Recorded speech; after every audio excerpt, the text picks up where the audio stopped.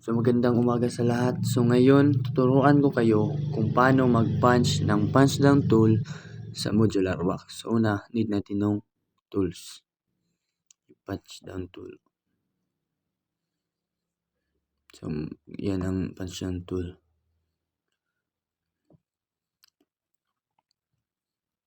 And next is modular box. So sundin lang, we use only T568B. So straight through yan. Yung white orange. So i-follow mo lang yung color coding dyan na nakalagay sa modular box.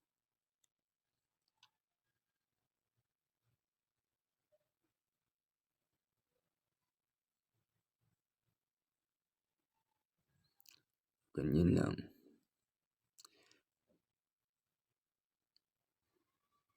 So lagay lang natin yan. Tapos magpa-punch down tayo. So dapat nakalabas yung yung parang gunting. Kasi yan ang puputol ng wire. Punch lang natin yan.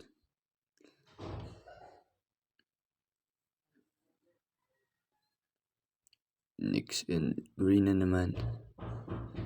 So follow nyo lang yung color coding at ng guys sa modular box.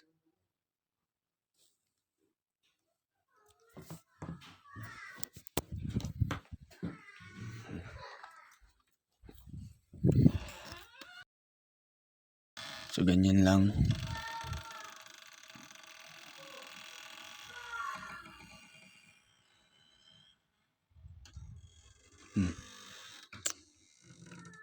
Tapos yung huli, yung blue.